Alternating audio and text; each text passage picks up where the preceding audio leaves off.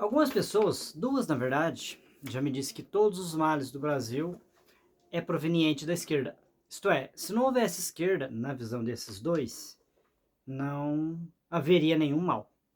E eu não estou aqui para defender a esquerda, até porque a gente sabe que a esquerda também já cometeu e comete vários erros. Mas eu quero fazer aqui uma análise bem rápida dos presidentes do Brasil, de todos eles, né? O nome de todos eles ali, e a profissão de cada um, para a gente ver, será que esse era ou não era de esquerda? E claro, depois eu posso fazer um episódio falando de cada presidente individualmente, do primeiro ao último, certo? Passando pelos governos que, aqueles eventualmente que tiveram 2 mandatos, de Getúlio, por exemplo, né? Então vamos lá, né? De todos os presidentes do Brasil, quantos eram de esquerda? Eu fiz uma colinha, tá? Não sei de cor, não. Mas eu sei alguns eu sei, não sei todos, não. Então, o nosso país é o seguinte, nós temos 5 séculos e um quarto de história, né? Isto é, arredondando 525 anos, né? Desses 5 séculos e um quarto, 3 séculos e meio foram de escravidão. É claro que a gente não pode dizer que escravidão é de direita ou de esquerda, porque o termo nem existia, né? O termo direita e esquerda surgiu lá na Revolução Francesa, que foi lá no finalzinho ali do século XVIII, início do século XIX. Então, claro, não existia o termo. Mas a gente pode especular. Os escravocratas, os grandes proprietários de engenho, os donos de escravos, se eles estivessem aqui hoje, que aspecto político eles se identificariam? Com a direita ou com a esquerda? Eu acho que é uma pergunta pertinente, né? O que vocês acham, né? Então, vamos lá.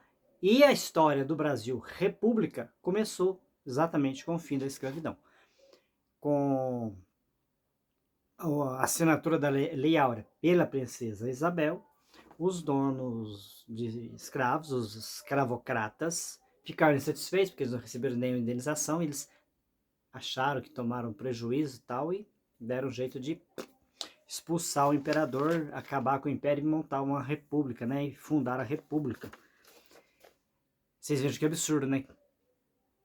Quem deveria receber alguma indenização, é claro que quem deveria receber indenização eram os escravizados, eles que foram prejudicados, né? Mas não, aqui é o do contra, né? Mas tudo bem. Vamos lá. Então, o primeiro presidente da República foi o Deodoro da Fonseca, né? Ele foi o primeiro presidente do Brasil, foi um militar, houve o golpe da República, em que se expulsou a família real do país e tornou-se uma república, né? Ele nem terminou o mandato, o seu vice Floriano Peixoto, também militar, foi o segundo presidente. E aí eu pergunto, né? Será que esses dois seriam de esquerda? Eu acredito que não, né? Aí a maioria aqui se não é militar, é advogado. Interessante, né? Se não é militar, é advogado. Então o terceiro presidente foi o Prudente de Moraes, ele foi um advogado, né? Foi o primeiro presidente civil do Brasil. O Campos Salles foi um advogado e fazendeiro. Então, será que esses também seriam de direita ou de esquerda? Rodrigues Alves foi um advogado, ele era conselheiro do Império. Ah, então ele era de esquerda, né? Porque o Império tal foi derrubado pela direita, será? Não, né? Creio que não. O Afonso Pena também era um advogado, né? Filho de fazendeiros, tal. Então não acho que ele seria de direita. O Nilo Peçanha, né? O Nilo Peçanha, ele não era necessariamente um advogado, mas ele tinha bacharelado em direito, né? Estudou direito. Seu pai era padeiro e sua mãe era filha de um político influente. Será que esse poderia ser mais ou menos a esquerda? Porque, né? Lembrando que depois eu farei um vídeo falando sobre direita e esquerda. Não sei. O Hermes da Fonseca, né? O próximo presidente aqui, já era um militar. O Venceslau Braz, né? a rua aqui perto, a avenida aqui perto de casa chama Venceslau Braz. Ele foi um advogado, né? Ele foi o presidente que sancionou o Código Civil aqui no Brasil. O Delfim Moreira também foi um advogado, né? O Epitácio Pessoa foi um magistrado, um jurista, né? Então, ali da área do direito também. O Epitácio Pessoa. Então, eu não... Olha, com exceção aqui do Nilo Peçanha, ó, que sai, olhe lá.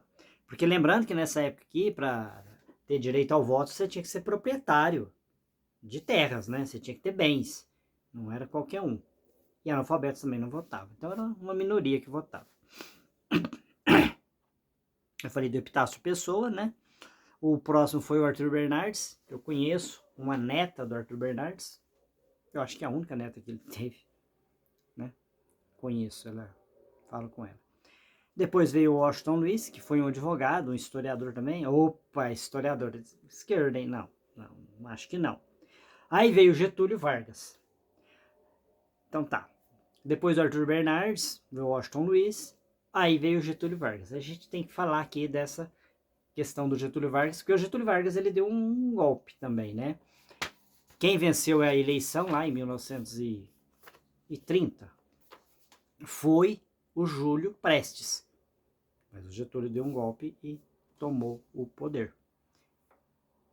E o Getúlio, ele era militar, advogado e filho de fazendeiro. Fazendeiro, né? Depois veio José Linhares, né? Ele também era um magistrado. O Eurico Gaspar Dutra também era militar, né? E o Getúlio voltou novamente. Então veja, aquele que deu um golpe, ele deu um golpe, né? Ficou ali 15 anos no poder e depois ele voltou com eleição direta, ele voltou através do voto popular. E depois, claro, todos sabem, né, que aconteceu, ele deu fim à própria vida. O Getúlio Vargas, ele entrou novamente.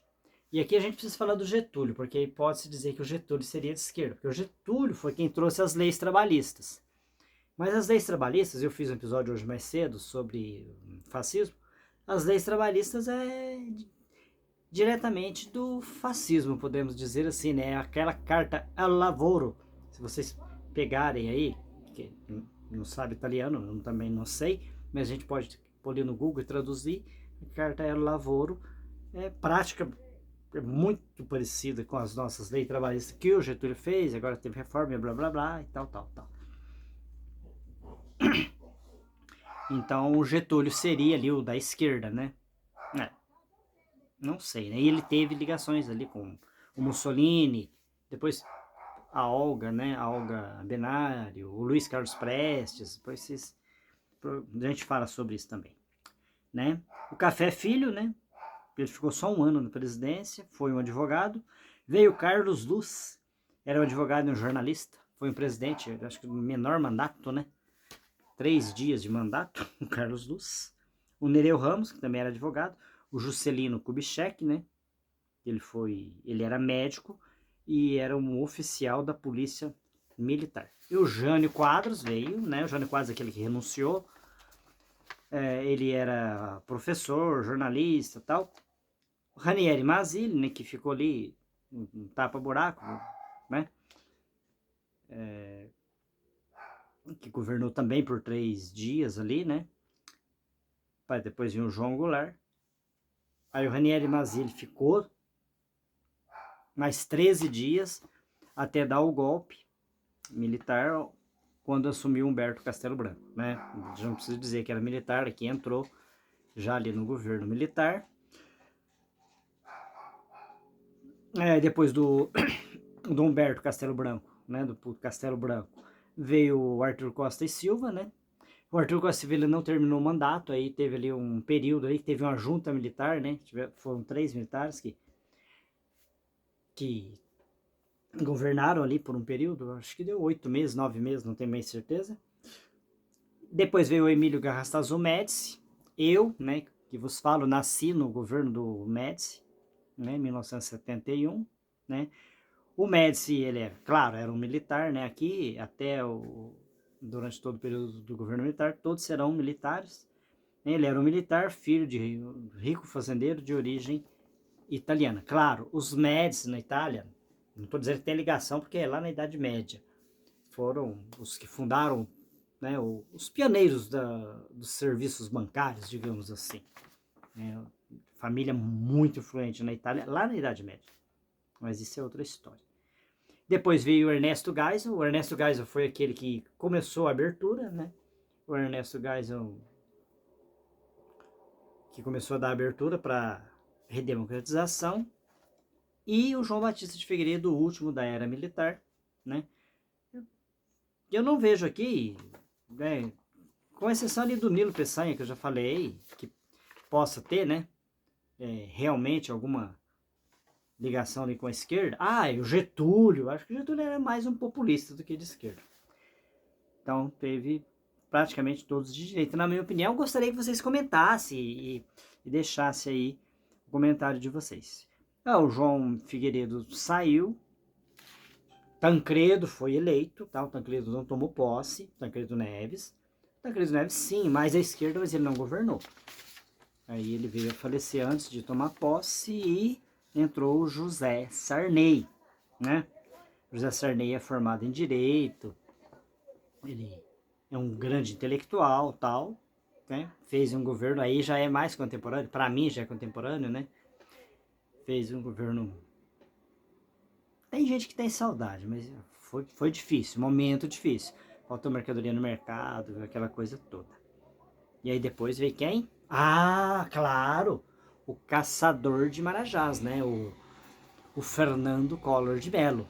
Esse expoente da direita, né? Ele venceu, claro, no segundo turno, o atual presidente Luiz Inácio Lula da Silva. O Fernando Collor de Mello. Então, sem chance de ser de esquerda, claro. Só para relembrar aqui, o Fernando Collor de Mello é economista, tal, família rica ali de Alagoas e blá blá blá. Ele não terminou o mandato, ele sofreu um impeachment, né? E entrou em seu lugar. Ficou o vice, no caso, né? O Itamar Franco, que é um engenheiro, né? O Itamar Franco ali nomeou, né? Melhor dizendo assim, o Fernando Henrique Cardoso para ser o ministro da Fazenda, e ele que montou a equipe que planejou, que conduziu o Plano Real, né? E claro, Fernando Henrique foi eleito logo em seguida, né? Fernando Henrique é um sociólogo, um grande intelectual, né? Governou por 2 mandatos para depois vir no Luiz Inácio Lula da Silva, né? O Lula, atual presidente, que ficou por 2 mandatos. O Lula conseguiu reeleger a Dilma Rousseff, que ficou por 2 mandatos e meio, podemos dizer assim, porque ela foi empichada, e aí veio Michel Temer. Então, tá, Lula, Dilma, de esquerda. Meio difícil dizer que não é. Fernando Henrique Cardoso, sociólogo, de esquerda. Sim, mas o governo dele foi de direita, pode ter certeza. Privatizações e... O que você vê, defende num governo de direita, o Fernando Henrique fez. Né? Não teve jeito de não fazer. O Michel Temer, não tem como, né? O Michel Temer de direita, difícil. Aí veio, claro, né? Alguém que incontestavelmente seria de direita, o Jair Messias Bolsonaro, para depois retomar ao Lula novamente. Então vamos lá. De todos esses presidentes, sejam sinceros, quais vocês acreditam que realmente foram de esquerda? Né? Ainda pegue e analise o período que nem esquerda nem direita tinha, era império, os 3 séculos e meio de escravidão. Grande parte de nossos sortilégios, eu entendo, vem da escravidão. É a opinião minha, né? Boa parte, 3 séculos e meio. Aí você pega todos esses presidentes, quantos eram de esquerda? E aí dizer que todos os nossos sortilégios são provenientes da esquerda? Eu considero difícil. Eu considero difícil. Não estou dizendo que não tem culpa, que é santinhos, que são ótimos, que não sei o quê. Não, não. Não estou aqui para defender, eu já disse. Mas eu acho um pouco exagerado dizer que eles são os únicos responsáveis pelos nossos sortilégios, pelos nossos males.